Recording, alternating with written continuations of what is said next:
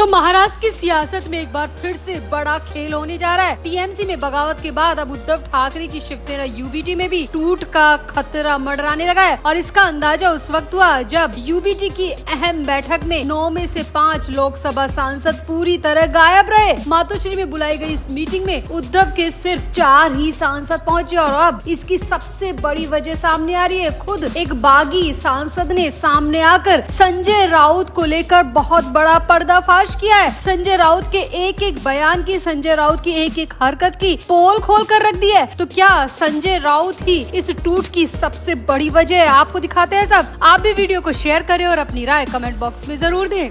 तो महाराष्ट्र की सियासत में एक बार फिर उद्धव ठाकरे की पार्टी पर संकट गहरा गया है। उद्धव ठाकरे के सबसे मजबूत सिपहसालार रहे एकनाथ शिंदे ने सत्ता और सेना दोनों ही उनसे छीन ली थी। ऐसे में उद्धव ठाकरे ने किसी तरह तिनके को जोड़कर खुद को फिर से मजबूत होकर एकजुट करने की कोशिश की, लेकिन अब एक बार फिर से उनकी पार्टी में टूट का खतरा मंडराने लगा है। ऑपरेशन टाइगर की चर्चा के बीच उद्धव ठाकरे ने 14 जून को अपने घर मातोश्री में शिवसेना यूबीटी सांसदों की बैठक बुलाई थी। इस बैठक में सिर्फ 4 ही सांसद पहुंचे और 5 सांसद गैर हाजिर रहे। इसके बाद महाराष्ट्र की राजनीति में नया सियासी तूफान खड़ा हो गया और दल बदल के कयास फिर से लगाए जाने लगे। अब ये सब खबरें चल ही रही थी कि एक बागी सांसद ने मीडिया के सामने आकर सब कुछ पर्दाफाश कर दिया, पूरी सच्चाई खोल कर रख दी। दरअसल ये वो ही बागी सांसद हैं जो इस मीटिंग से तो नदारद रहे, लेकिन एकनाथ शिंदे के मंत्री के यहाँ पर हाजिर रहे, यानी कि वो उद्धव ठाकरे की मीटिंग को छोड़कर एकनाथ शिंदे के नेता के घर पहुंच गए और इन्हीं सांसद ने संजय राउत को लेकर बहुत बड़ा खुलासा किया है। यहाँ पर आपको बता दें कि उद्धव ठाकरे ने जो मीटिंग बुलाई थी उसमें 4 ही लोकसभा सांसद पहुंचे थे। मातोश्री में हुई मीटिंग में यूबीटी के सिर्फ 4 सांसद, जिनमें अरविंद सावंत, अनिल देसाई, राजा भाऊ वाजी और संजय पाटिल ही मौजूद थे। इसके अलावा 5 सांसद इस मीटिंग से गायब थे। उन 5 सांसदों में भाऊ साहेब वॉकचरे, ओम प्रकाश राजे निम्बालक, नागेश बाबूराव पाटिल अस्टिकर और संजय देशमुख शामिल हैं। ये सभी 5 सांसद इस मीटिंग से गायब रहे। हालांकि इस मीटिंग को लेकर संजय राउत ने दावा किया था कि ये सभी 5 सांसद ऑनलाइन तरीके से इस मीटिंग से जुड़े थे, यानी कि वर्चुअली इस मीटिंग से जुड़े थे। और 5वें सांसद संजय जाधव को लेकर संजय राउत ने दावा किया था कि संजय जाधव ने फोन से बातचीत कर अपनी हाजिरी लगा दी है, यानी कि यहाँ पर संजय राउत ने सब कुछ ढकने की कोशिश की, लेकिन एक से बढ़कर एक झूठ बोलकर 4 सांसदों की वर्चुअल प्रेजेंट और एक सांसद की फोन के जरिए हाजिरी लगाने की बात कहकर संजय राउत ने मीडिया के सवालों का जवाब दिया। लेकिन यहाँ पर 5वें सांसद ने संजय राउत की पोल खोल दी है और ये सांसद है संजय जाधव। जी हाँ, वो ही संजय जाधव जो कि मीटिंग में तो नहीं आए, लेकिन एकनाथ शिंदे के खेमे के मंत्री प्रताप राव जाधव से मुलाकात करने के लिए दिल्ली पहुँच गए। अब सूत्रों की माने तो इन्हीं संजय जाधव ने संजय राउत के बयान को लेकर बड़ा खुलासा किया है। जाधव का कहना है कि संजय राउत को झूठ बोलने की बहुत बड़ी बीमारी है और संजय राउत इतने कॉन्फिडेंस से झूठ बोलते हैं कि मीडिया वालों को लगता है कि वो सच ही बोल रहे हैं। लेकिन मैं संजय राउत को आज से नहीं बल्कि सालों से जानता हूँ। वो किस तरह मनगढ़ंत कहानियाँ बनाते हैं, क्या सच्चाई होती है और मीडिया के सामने वो किस तरह पेश करते हैं, इससे मैं बहुत अच्छी तरह वाकिफ हूँ। सूत्रों की माने तो सांसद जाधव ने दावा किया कि कोई भी सांसद वर्चुअल तरीके से इस मीटिंग में आया ही नहीं था। ये सब झूठ है। जिन 4 सांसदों की ऑनलाइन प्रेजेंट की बात की जा रही है, इनमें से एक भी सांसद इस मीटिंग में नहीं आया था और मेरे लिए भी कहा जा रहा है कि मैंने फोन से बातचीत कर हाजिरी लगाई थी, तो ये भी पूरी तरह गलत है। क्योंकि जिस वक्त मातोश्री में मीटिंग चल रही थी उस वक्त मैं प्रताप राव जाधव के यहाँ दिल्ली में था और प्रताप राव जाधव से मेरी बातचीत चल रही थी। अब इस बातचीत के दौरान मैं भला क्यों फोन का इस्तेमाल करूंगा और क्यों उद्धव ठाकरे से बात करूंगा, जबकि ये पहले से प्री प्लान्ड मीटिंग थी। मैं पहले से तय समय के हिसाब से मीटिंग के लिए पहुंचा था, तो ऐसे में किसी और से फोन पर बातचीत करने का तो कोई सवाल ही नहीं बनता। सांसद संजय जाधव ने यहाँ पर यह भी कहा कि जिन 4 सांसदों की वर्चुअल तरीके से अटेंडेंस की बात की जा रही है उन सब से मेरी बात हो चुकी है और उन सभी का ये कहना है कि ये सरासर गलत है। वो किसी भी माध्यम से इस मीटिंग से जुड़े ही नहीं। संजय जाधव ने यहाँ पर दावा किया है कि भाऊ साहेब वॉकचरे, ओम प्रकाश राजे निम्बालक, नागेश बाबूराव पाटिल अस्टिकर और संजय देशमुख किसी भी तरीके से इस मीटिंग से नहीं जुड़े, न ही ऑनलाइन और न ही ऑफलाइन। यानी कि यहाँ पर संजय राउत ने मीडिया को बेवकूफ बनाने की कोशिश की। संजय राउत ने यहाँ पर वर्चुअल अटेंडेंस की बात कहकर सभी को बेवकूफ बनाने की कोशिश की, लेकिन उनके अपने बागी सांसद संजय जाधव ने उनकी पोल खोल कर रख दिया। उनके एक एक बयान का झूठ मीडिया के सामने लाकर रख दिया और साफ कह दिया है कि सिर्फ 4 सांसद ही मीटिंग में पहुंचे थे, बाकी 5 सांसद मीटिंग में किसी भी तरह से नहीं पहुंचे थे, ना ही ऑनलाइन और ना ही ऑफलाइन। तो कुल मिलाकर संजय राउत की पोल यहाँ पर खुल चुकी है और कहीं न कहीं संजय जाधव की बातों से ये भी साफ हो गया है कि संजय राउत ही इस टूट की बड़ी वजह भी हो सकते हैं, क्योंकि संजय राउत हमेशा से उस दीवार का काम करते रहे हैं जो कि उद्धव ठाकरे और विधायक और सांसदों के बीच में खड़ी होती है। यानी कि संजय राउत किसी भी विधायक या सांसद को सीधे उद्धव ठाकरे से मिलने ही नहीं देते। ये बात उस वक्त भी सामने आई थी जब एकनाथ शिंदे ने बगावत की थी, उस वक्त भी संजय राउत पर इसी तरह के आरोप लगे थे और अब एक बार फिर से संजय राउत पर ही दीवार बनने के आरोप लग रहे हैं। तो कुल मिलाकर यूबीटी अब टूटने के कगार पर है। पहले विधायक टूटे थे और इस बार सांसद उद्धव ठाकरे को बड़ा धोखा देने की फिराक में है। तो इसकी सबसे बड़ी वजह जो सामने आ रही है वो संजय राउत ही है। तो आपको क्या लगता है कि वाकई में संजय राउत ही उद्धव ठाकरे की